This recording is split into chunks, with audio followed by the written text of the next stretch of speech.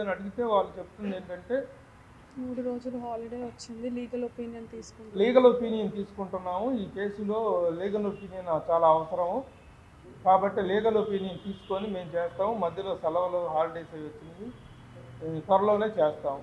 త్వరలోనే ఏం అరెస్ట్ చేస్తారని ఇప్పుడు చెప్పట త్వరలో ప్రయత్నిస్తామని చెప్తున్నారు పోలీసులు, పంజాగుట్ట పోలీసులు. మాదాపూర్ పోలీసులేమో వాళ్ళు కూడా స్టేట్మెంట్ తీసుకొని ఇక్కడ పోలీసులకి ఎక్స్చేంజ్ చేసినట్లున్నారు, కేసులకు బదలాయించినట్టు ఉన్నారు. సో కేసు అనేటువంటి ప్రస్తుతం మాదాపూర్ పంజాగుట్ట పోలీస్ స్టేషన్లో నడుస్తుంది. కానీ మా ప్రధానమైన డిమాండ్ రెండేనండి. తను సూసైడ్ నోట్లో వ్యక్తం చెప్పిన పేర్లు ప్రకారం వాళ్ళని అరెస్ట్ చేయాలి, వాళ్ళ మీద చర్యలు తీసుకోవాలి. అది అరెస్ట్ అంటారా, అరెస్టో ఏంటి, పోలీస్ యాక్షన్ ఏంటనేటువంటిది కావాలి. జమ్ముగాని వరలక్ష్మి, జమ్ముగాని దుర్గాప్రసాద్, జమ్ముగాని అనురాధ, మన్యం ఆదినారాయణ, అతని తమ్ముడు చెల్లెలు, వాళ్ళ పేర్లు పేర్కొనలేదు. తమ్ముడు చెల్లెలు కొడుకు వాళ్ళ పేర్లు పేర్కొనలేదు, వాళ్ళ కుటుంబ సభ్యులు. వాళ్ళ మీద ఇమీడియట్గా యాక్షన్ తీసుకోవాలి.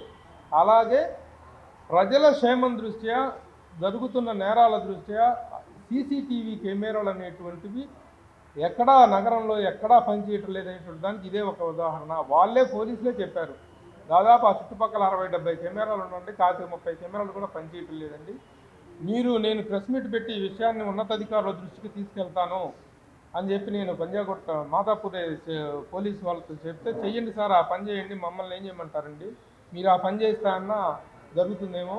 ఆ దుర్గమ్మ చెరువు అనేటువంటిది ఒక సూసైడ్ పాయింట్ లాగా మారింది, మాకు కూడా చాలా నిస్సాయంగా ఉందండి అని చెప్పి పోలీసులు వాళ్ళ నిస్సాయత వాళ్ళు వ్యక్తం చేస్తున్నారు. కాబట్టి ఆ విషయాన్ని పోలీసుల దృష్టికి, ఉన్నతాధికారుల దృష్టికి తీసుకెళ్ళటం ఒక డిమాండ్ అయితే, వీళ్ళని శిక్షించాలనేటువంటిది మొదటి డిమాండ్. ఇదండి.